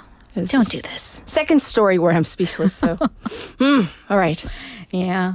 Last story. We've heard that this new generation may live to be over 100 years old, but one study shows that, well, maybe not so. So But my question is, do you want to live until you're 100? I don't know. With Like I all want of to our be terrible healthy. posture, and all the joints that are going to be ailing because of our terrible posture. Especially if you're sitting the way Haley Yeah, was sitting especially with, my one left leg knee up. and left hip, because Right. I'm like, these aren't going to last me a century. Like, But so we were told, they were told they would live until they were 100. Some Okay. people would. And you may do that. So if you're extremely lucky, some people already do, but it's not going to be the norm. Because we were talking about this 백세 시대, we're going to be centennial, we're all going to be centennials. So this is according to a study that analyzed data from the world's longest lived population.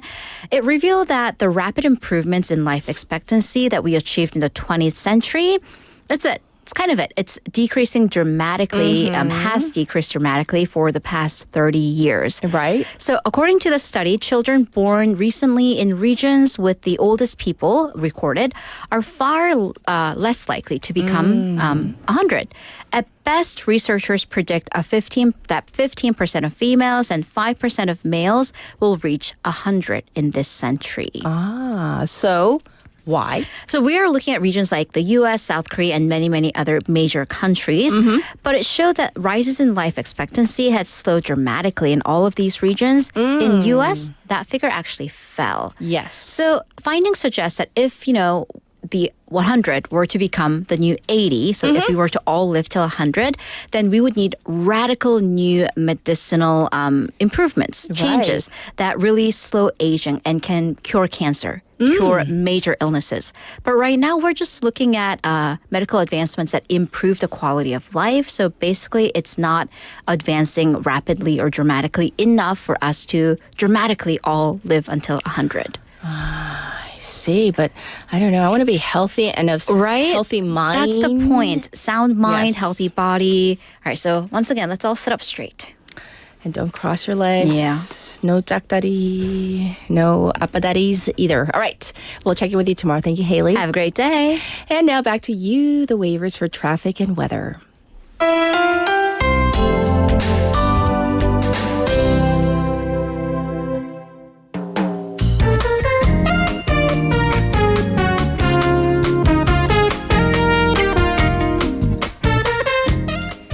It is now time for your updated traffic and weather. There is some congestion detected on Yeonsuro from Suyong intersection to Mangmi intersection. Also looking slow on Byeonglo from Kumsa ramp to Suyong tunnel. It's also backed up on Dongso overpass from Munhyeon ramp to Jinyang Bangum tunnel. As as for the weather, it is currently 19 degrees Celsius under partly cloudy skies. There is light rain reported in some parts of the city right now, but the sky is expected to clear up by the afternoon with a daytime high expected of 25 degrees Celsius. And looking across the country, it's going to be cloudy with a chance of rain. The rain may impact visibility and cause slippery roads, so please be careful as you head out this morning. This was your traffic and weather.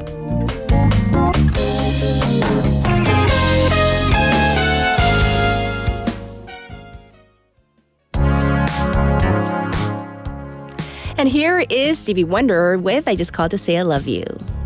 No New Year's Day to celebrate. No chocolate covered candy hearts to give away. No first of spring, no song to sing. In fact, here's just another ordinary day. No April rain, no flowers bloom, no wedding Saturday within the month of June. But what it is something true, made up of these three words that I must say to you. I just called to say I love you. I just called to say how much I care. I just called to say I love you, and I mean it from the bottom of my heart. No summer's high, no warm July, no harvest moon to light one tender August night. No autumn breeze, no falling leaves, not even time for birds to fly to southern skies. No Libra sun, no Halloween, no giving thanks to all the Christmas joy you bring. But what it is, so oh so new, to fill your heart like no three words could ever do. I just called to say I love you. I just called to say how much I care. I do. I just called to say I love you, and I mean it from the bottom of my heart. I just called to say I love you. I just called to say how much I care. I do.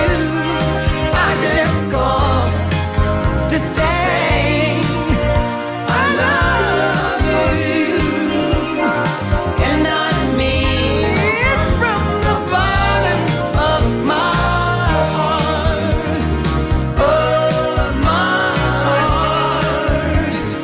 of my heart.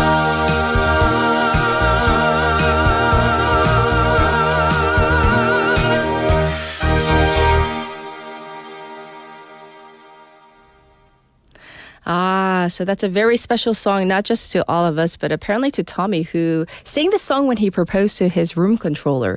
So that's new information that we didn't know.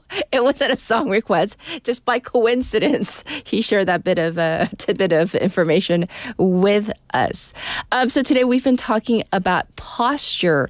So surprisingly, or actually not surprisingly, a lot of people have been talking about the fact that they do cross their legs a lot. That's the most common answer I've been seeing. 다리 꼬고 앉는 거 굉장히 지금 흔한 메시지로 지금 제일 많이 올라오고 있고요. And then also the 앞바다리 is kind of like half and half. Some people are saying that it's depending, I think, on who you are, it can be uncomfortable. Like 명절이나 그럴 때 양반다리, 앞바다리 하고 있으면 너무 오래 하고 있으면 골반이 아프다 하시는 분들도 있고, like your pelvic region, your hips, like it's uncomfortable. And some people say that they prefer sitting that way. So I guess it's a case-by-case basis, depending on who you are, how you're built, like how long your legs are, and just like the physicality, just how you're built, I guess, the dynamics of your own body. So personally speaking, I slouch a little. Like I said, I cannot sit up straight like this, and my producer will kill me if I sit up like this for 2 hours, because and then I slowly I shrink in size because I just can't sit up like that for the entirety of 2 hours. Can't do it. And I do tend to slouch. I am underneath the table, our boardroom table. I have my ankles crossed, although technically I should have my feet firmly planted on the ground. So I will try, but I won't succeed. After 2 minutes, back to my normal tactics. All right, for now, we're going to get to our special interview because it's such an important topic. I'll be back in just a moment.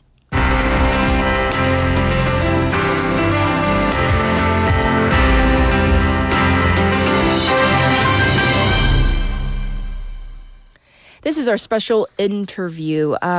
This term, deep fake or deep fake technology, it has caused this global crisis with many people becoming victims of non-consensual and harmful images. This deepfake issue has become a serious social problem, and now the government and lawmakers have stepped in. At least here in Korea, these digitally altered photos can severely damage a person's reputation, mental health, and overall well-being. So we're going to take a deep dive further into the dangers of deep fake abuse and what can be done to protect victims and hold perpetrators accountable. We have invited Professor Nicola Henry, who's a professor and Australian Research Council Future Fellow, Social Equity Research Centre at the Royal Melbourne Institute Technology University. She's on air with us, so let's see what she has to say on this very hot topic right now. Hi, welcome to the program. Hi. Yeah, so Professor Henry, if you can explain, first of all, what deepfake and deepfake porn is and why it has become such a serious problem these days. Well, thank you for having me on your show. Yes. Deepfake pornography is a form of image-based sexual abuse. Essentially what it refers to is creating or sharing realistic-looking but fake photos or videos that have been created using artificial intelligence to depict a person doing or saying something that they haven't said or done without their consent. So that can involve images being created by superimposing or stitching a person's face onto another person's body, or by altering voice, facial expressions, or bodily movements of a person in a video. But it can also involve using what's called generative AI to create an entirely new photos or videos that might depict a person's likeness. So this is quite wide-ranging because you mentioned the superimposing, just let's say, for example, the face on the body of somebody else performing some sort of act, or let's say you say just creating, even using generative AI, creating something entirely new. So this encompasses so many different things then. It does. And I didn't mention as well, there are also apps and websites. They're called Nudify apps or websites where you can upload a photo and get that photo turned into a nude or a sexual photo. That's another form of deepfake abuse that's happening where people are getting very easy access to these tools to create sexualized images of people they know or of famous people or of strangers as well.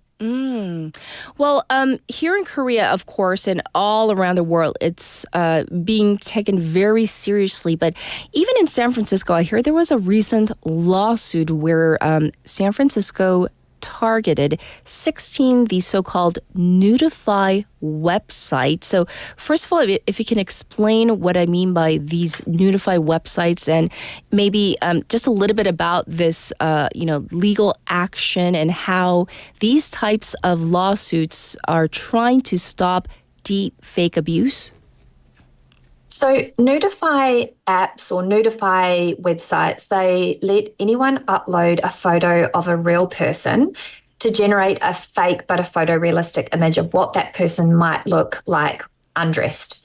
So within seconds, someone's photo can be turned into a sexually explicit image. Now, some of these tools, some of these websites, you can access for free, whereas on others it might be you get a trial period where you can use the app, whereas on others you have to pay a fee.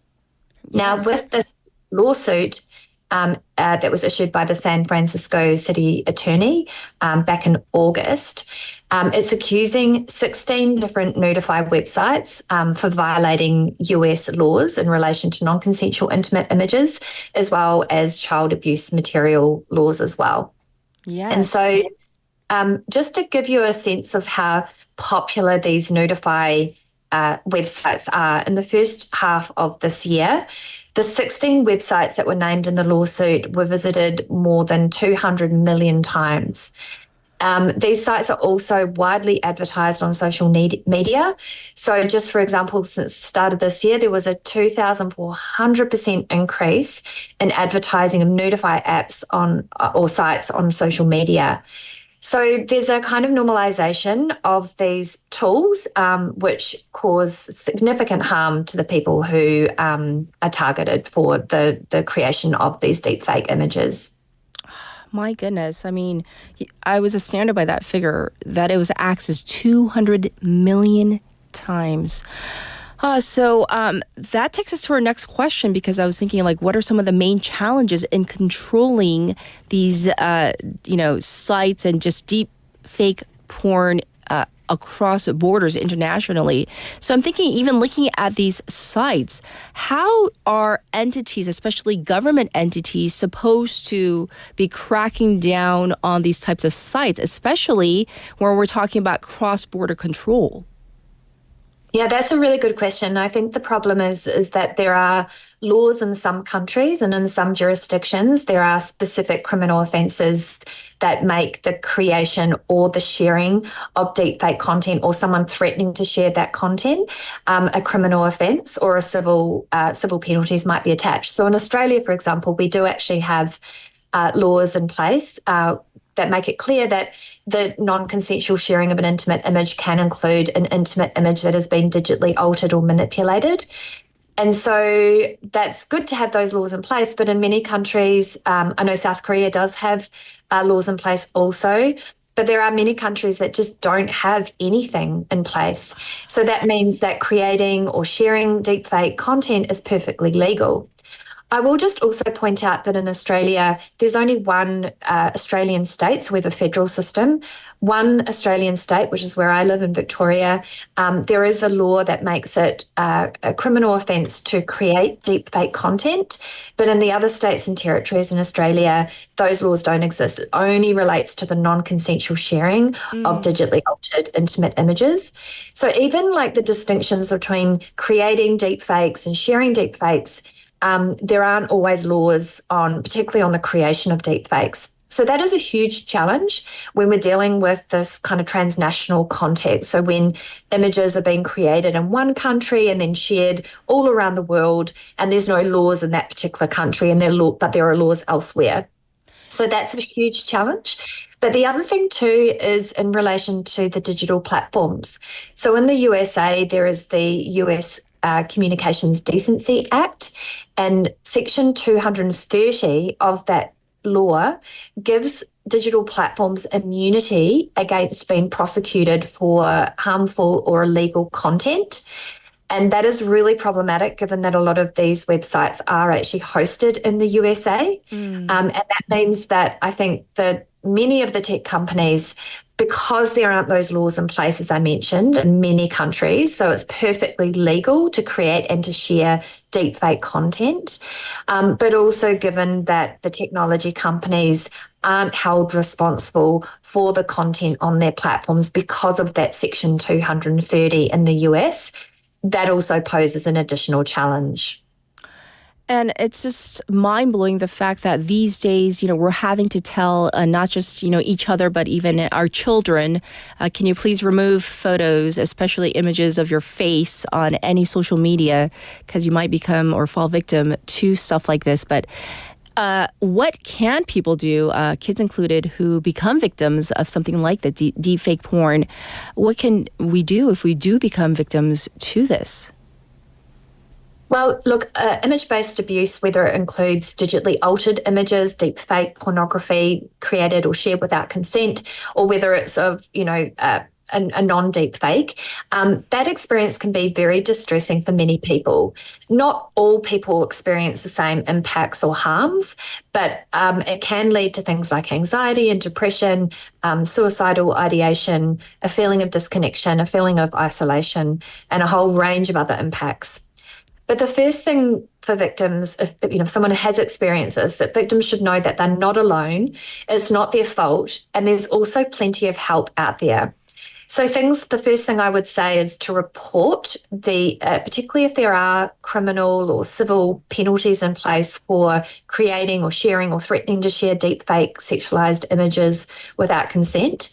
So reporting it, particularly if it's of a child or a minor, because most countries have in place so-called child pornography or child sexual abuse laws that make it a criminal offence to share non-consensual deepfake pornography of a child, or consensual, I should just make that clear, that with a child it can be consensually created by the child, but the sharing of that is still considered to be child abuse material. Right. Now, if it's of an adults, as I said, it is a crime in many countries particularly to share deepfake, non-consensual, sexualized material of an adult.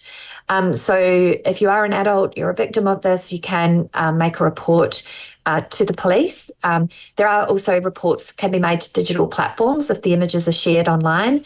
And then there are sometimes, I know in South Korea, for instance, you have your Communications Commission. Here in Australia, we have the Australian E-Safety Commissioner, where victims can make a report to the Commissioner to try and get the content taken down and have some kind of action taken. But essentially, I would just say, getting help, reporting is one option, but getting help, so speaking to a support service about your experience. That could be like a family and domestic violence support centre. It could be an online abuse support centre.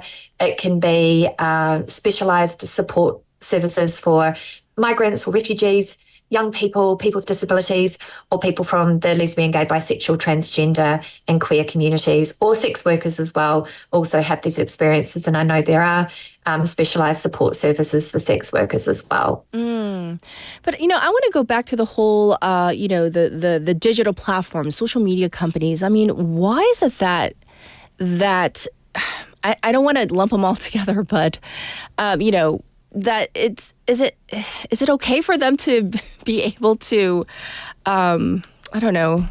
at least not get away with it, but at least shouldn't there be stricter laws and regulations for there to be better protection of the users and consumers, so that there aren't platforms, so that there aren't sites and platforms where this is readily available for people. I mean, the fact that 200 million times on just 16 platforms or apps, I mean, that's kind of astounding. Just on those 16 sites alone. Isn't there a way to shut them down quicker, faster? I just don't get it. Why is it more being done?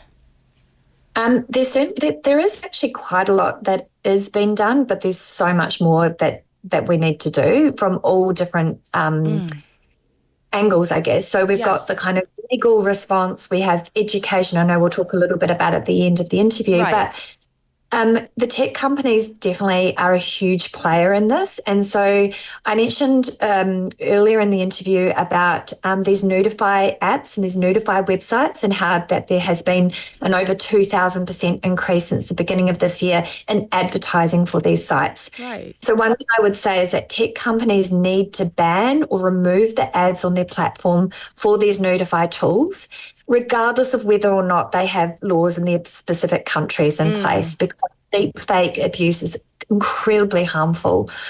But these tools and these sites continue to be advertised. Some companies like Apple and Google have removed these tools from their app stores, and so that has actually, been a good development in this space. So until recently, anyone could go onto the app stores and access those. However, there are still some apps that continue to be advertised that it's difficult to know whether they are Undress or Notify tools, because they're kind of couched in a different way. So it might be like, try on a different outfit, see what a different outfit looks like on you, but actually they're used by people to create deep fake Notify content. So it's really having strong reviews in the app stores of particular apps that have this capacity to use AI. Yes. The other thing I would just say too, in the European Union, there is the AI Act, and basically in terms of regulation, that requires developers of AI to adhere to quite strict requirements and obligations regarding the use of AI. So any new product that is going to the EU market, the European market, needs to basically pass a very stringent test about acceptable risk to be able to enter the market. And so just things like that are really important. So ensuring that there are some kind of regulations in place for the rollout of new AI products. Having safety by design embedded in these products is absolutely crucial, and having governments playing a very strong role in ensuring that the tech companies and the tech developers are adhering to these safety by design principles is really important. But it's, I think, really where, as I said, there are a lot of things that have been done, but so much more needs to be done as well. And I think throwing everything we have at this is the kind of key here, and not thinking that it's one kind of sector's responsibility alone. So the tech companies are responsible for causing the problem and for facilitating the problem, but also responsible for addressing the problem as well. So we really need to ensure collaborative action between governments and the tech companies and the educators to ensure that we have education, we have the laws in place, and the tech companies are bringing that innovation to bear. Yes.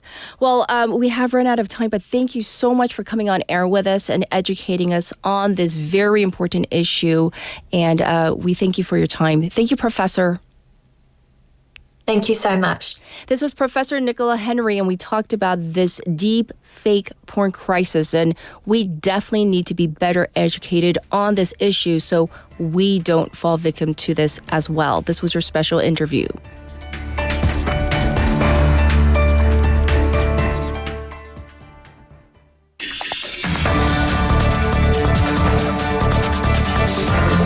Get your local up-to-date news from Korea and abroad right here on Morning Wave in Busan with Catherine. Stay tuned.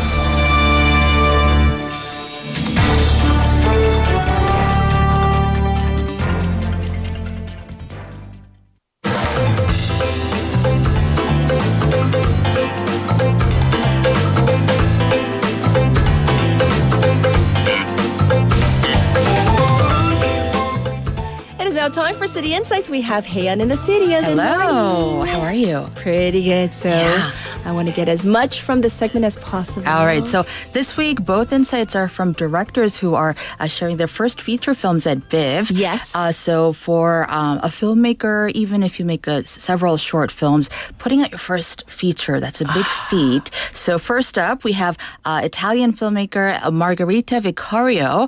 She's the director, but also the screenwriter and composer of the film Gloria. It's her directorial debut, but she's a seasoned actress and a very successful singer-songwriter in Italy. Ooh, so what's this one about? So it's a historical musical film set in 18th century Venice at this orphanage that was for girls and run by the Catholic Church. And it's about these 5 girls who find a piano, an old piano in the basement while doing chores.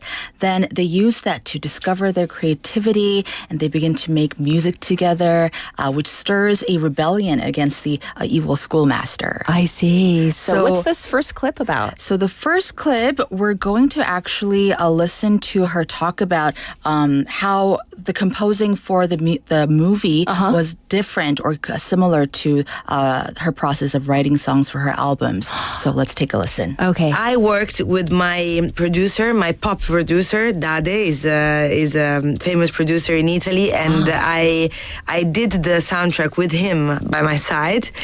So we really brought some pop and hip hop and like our pop dimension into this 18th century story. The writing of the soundtrack was some ideas were there even before the script, but then I wrote the script the same time with the musical score. And yes, there is a lot of modern music, but just because one of these 5 girls, she is not like a professional musician, but she's a normal orphan, like she's like a maid of the house, and she discovered this piano. And I gave her my own music. So, because I'm a self-taught musician, I've never studied, I cannot read music. Because all the movie is about creativity, and it's about the creativity of these girls that nobody knows. I mean, history doesn't know nothing about these girls, but they were great musicians. Yes, so it'll be interesting to watch the film because even though it's a period piece, there's a lot of like contemporary pop music and contemporary music elements in it. Sure. And I think she said the first inspiration for this film was when she thinks about classical composers. Yes. She couldn't really think of a single female composer well known. So it's very telling of that time. Actually, Mozart's sister, older sister, was a musical prodigy too, but she had to kind of give up her musical practice because of her brother and the societal norms. And yes, so she also shared a really sweet story. She met this reporter at the film festival. Her grandparents were filmmakers too. Right. So, and they actually visited Korea in 1966. So she received a newspaper clipping of an interview of the grandparents back then. So she was excited to get that as well. 1960. Wow, way back then. Way back then, yes. All right, let's move on to our next insight. All right, so this one's with the director of a documentary film titled Shishi, and the filmmaker is named Wu Fan. She hails from Taiwan. Right. And in fact, Shishi was selected for the Asian Cinema Fund, the ACF, which is BIV's production support program. Sure. And now the film was meeting the audience at BIV. So tell us more about Shishi. So Shishi is this very free-spirited dancer and performance artist from China. And the director Fan met Shishi in Berlin. So she became fascinated by Shishi, and the two quickly became friends. So the film captures Shishi's artistic pursuits and her pursuit of freedom, which sometimes clashes with the realities of life. So let's take a listen to Fan talk about the type of artist and the person that Shishi is. So Shishi, I think she's a nature force herself, that she has really a lot of like ideas that she wanted to pursue, and very often it's against the norm of the world. the way she wants to do art, it's very against how art market works. She doesn't want her art to be remade into a product. Like art is to sell and buy, and she hates that idea. And so when since she only do improvisation art, she never do same thing again. So it's very hard to sell. But that's really what she want to do. So the consequences of this is that she doesn't earn so much money. And on the other hand, she grew up in a very patriarchal family in the society, and it's very uncomfortable, of course. Like, so when she finally have chance to be herself in France, she want to do. She want to be free. Maybe, for example, reflect on her relationship with people by performing naked, like using her body to release those emotions. And those were like, I think those were things that the society often judge on women. Like, we are not supposed to show our body. And also she's a very different kind of mother. And so all these also challenge the gender norm. Yeah. So really, like, this is a very, she described Shishi as this volcano of a person, challenging a lot of social norms through her work and just through her being. So challenging gender norms, capitalism norms, and also family norms, which can lead to, challenges like divorce. And she also had an issue with losing custody of her daughter, too. Oh, so personal. Yeah, very, I think...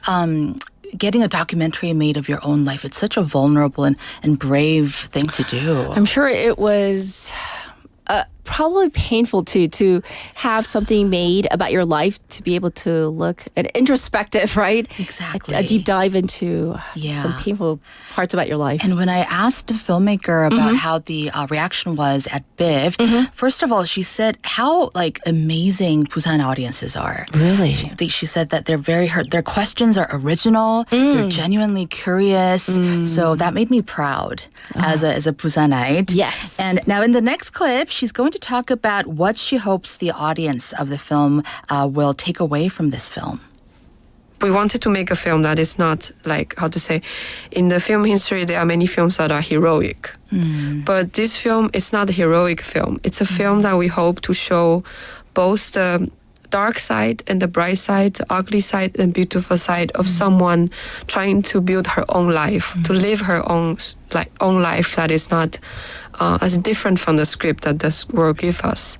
And it's not just Shishi, it's also everyone. Like, how does her ex-husband cope with the divorce, and how also my character face how Shishi changes all the time. And everybody has their different side. My goal is that I hope that when audience watch the film, it would invite them to think about their own decision in life and their own vulnerability when making decisions that are sometimes surprise them because it's different from how the world or yourself expect.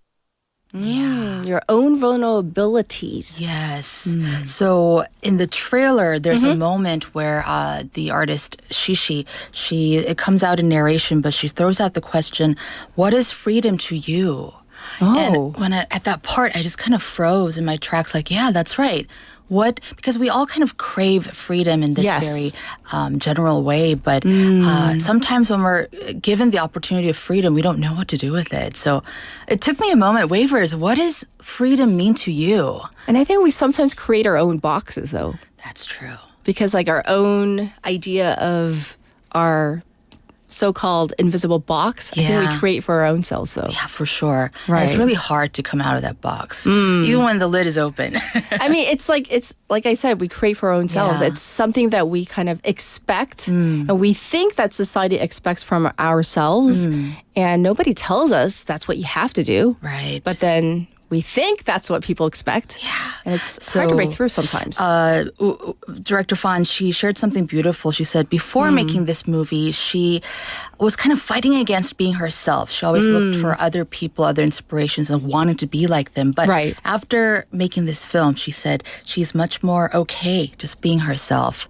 So she said that this experience changed her.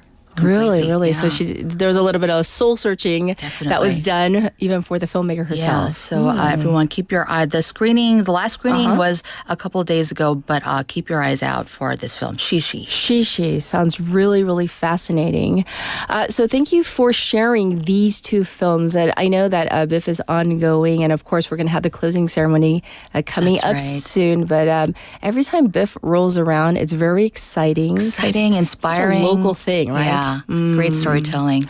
Well, thank you for City Insights, of course, Haeyeon, and for sharing these two films. We'll check in with you next week. All right, take care. And with that, we're going to call it a wrap for today for Morning Wave in Busan. So I wish you a lovely day. Just like earlier, we had those double rainbows. I wish you a lovely day. Autumn Breeze by Dept to take us out for a final song. Have a good one. Bye, everybody. And when I see the autumn leaves dancing through the swaying trees, thinking about you, thinking about you. I hit you up, we were good, we were talking and I honestly felt chemistry. But it seems like things were meant to be, you and me, always drifting away separately, yeah. But I really know, yeah, I know that we're different, chasing different things, never listening. Never really knew what I was missing. All these little lies I was living. Spaces in between us, traces of our memories won't change as I see in us. Always seem to be knowing that when I feel the autumn breeze, I get way too bittersweet, thinking about you, thinking about you. And when I see the autumn leaves dancing through the swaying trees, thinking about you, thinking about you. Hope you'll find somebody new. I never really knew how much you meant to me, but now it's plain to see. Now that you've been fed up, you deserve much better. Never meant to pressure you. I know you couldn't handle all the pressure, and I try my best to hold myself together, but I guess that we were meant to last forever, last forever. Spaces in between us, traces of our memories won't change as I see in us. Always seem to be knowing that spaces in between us, traces of our memories won't change as I see in us. Always seem to be knowing that when I feel the autumn breeze, I get way too bittersweet, thinking about you, thinking about you, thinking about you.